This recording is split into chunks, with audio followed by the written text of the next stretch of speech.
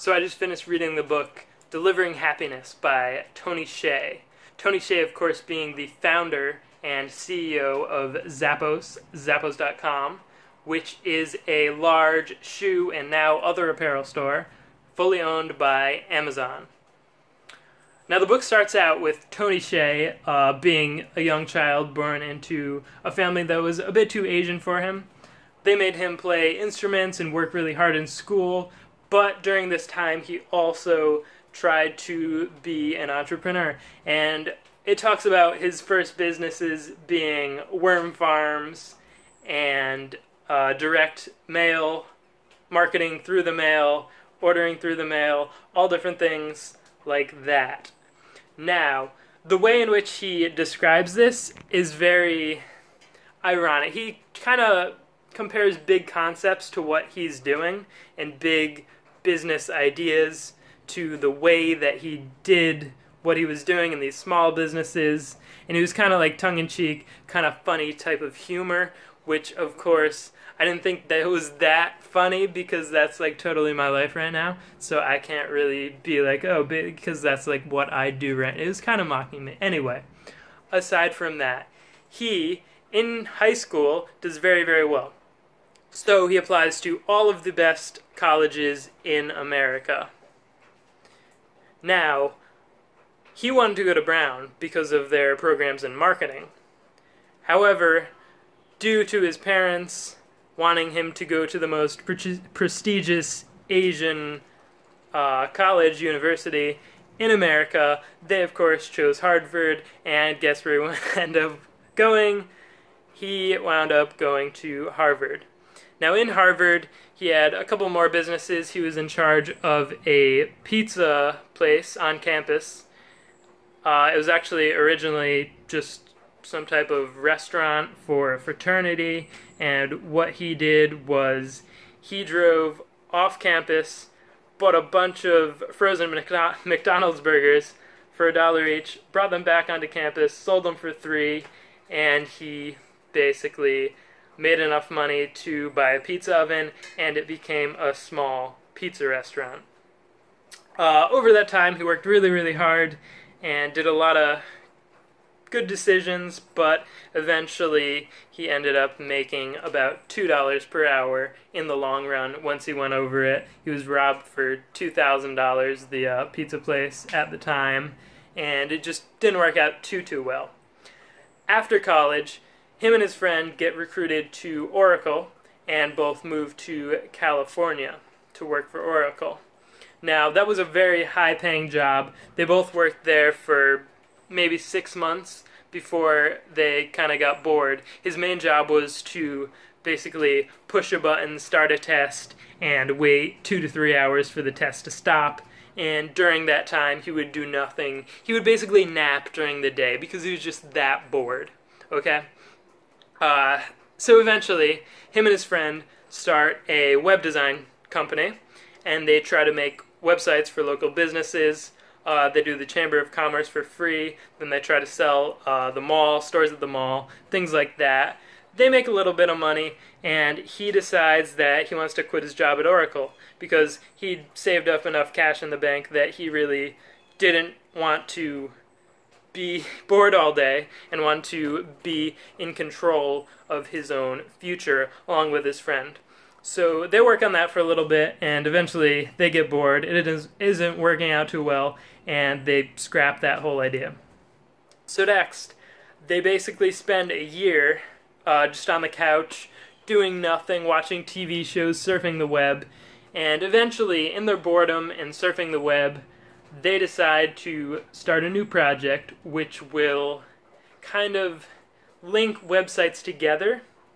And it was kind of like a traffic sharing. So they would have a banner ad, and they would post it on someone's website, and in exchange they would be able to advertise to half as many people on someone else's website. So if you showed someone's banner ad to 1,000 people, you would get to show your banner ad to 500 people, and the remainder would be sold, the other 500, by the company.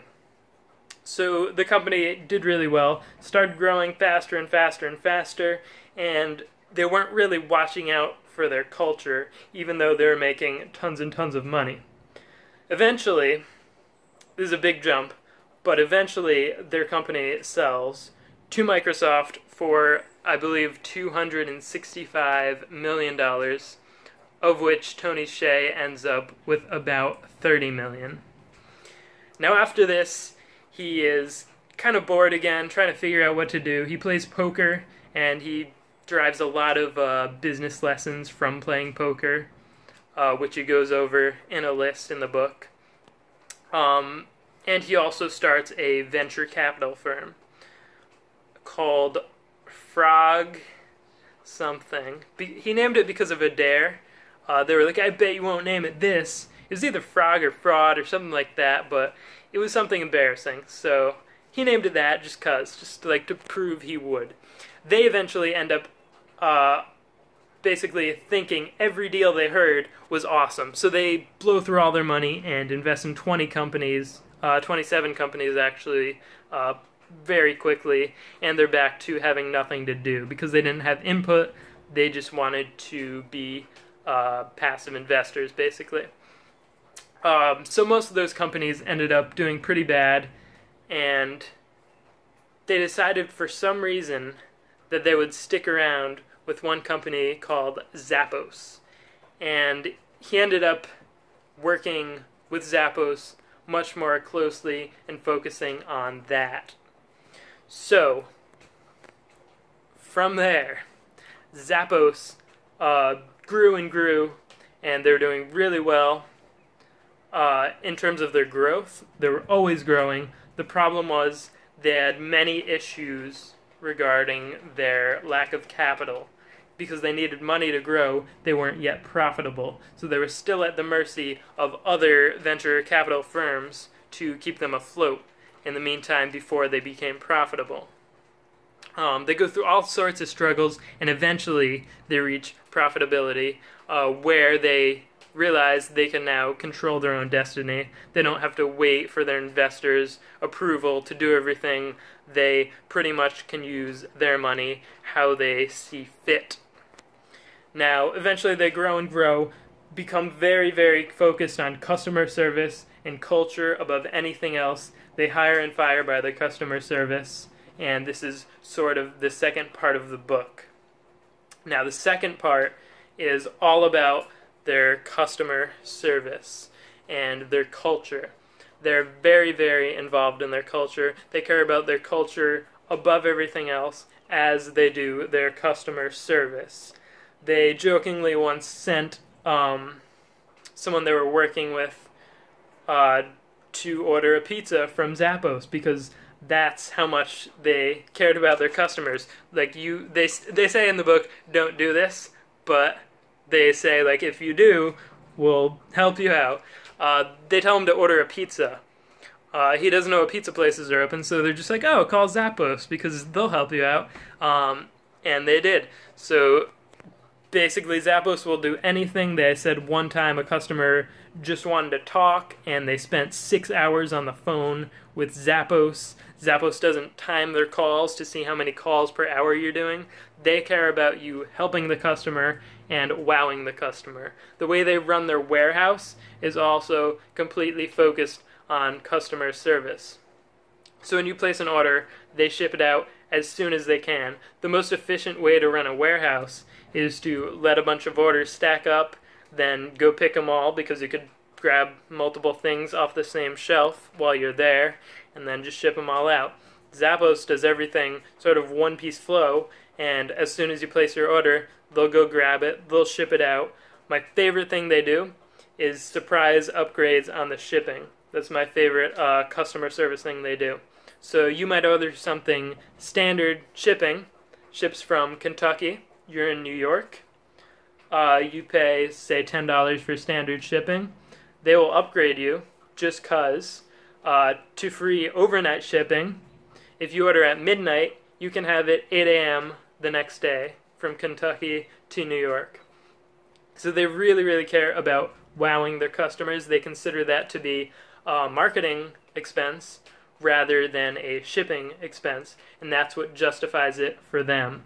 They're very concerned with their culture as well. They have their core competencies that they say they never want to outsource.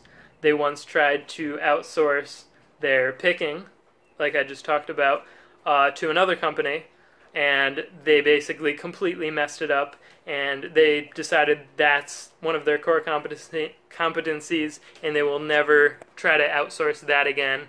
Or things like customer service. They'll never outsource their customer service to India because they want the best quality. They want to be able to monitor it right where they are and make sure everything is perfect. The company actually is now in Las Vegas rather than California, and they do tours. And it's basically a tour to learn about their culture. And they have the #1 culture in the country, according to them and tons of other people. You could go on these tours, and everyone just says they're so amazed when they go on these tours. They wrote the book, actually, for their employees.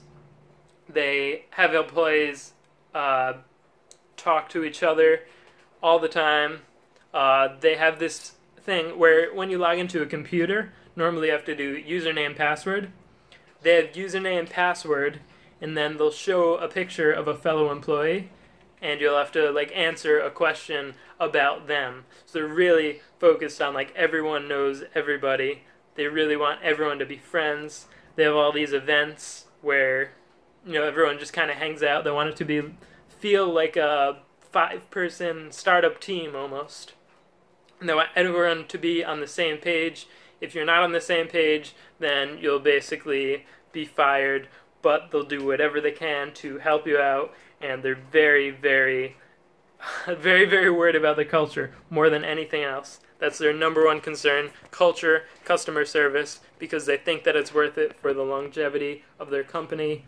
Even though a short-term decline in either of those can mean more sales, they really don't care, and that's why they ended up selling out to Amazon for $1.2 billion. They wanted to give all cash. They insisted on stock, and pretty much everyone stayed with the company because they really, really believed in it, and they wanted to maintain their culture, which Amazon actually agreed to, although they didn't do that for many other companies that they acquired. Jeff Bezos always said that he admired Zappos and their culture, and he definitely didn't want to ruin it, so he kept them their own separate company, just owned by Amazon. They are very, very concerned with that because Tony Hsieh had, at multiple times in his life, more money than he needed, and he's very concerned with his happiness. He basically decided that he wants to run a company, but he wants the culture to be perfect, and he cares about that much more than money, and thinks that as a side effect he'll actually make more money from that in the long term.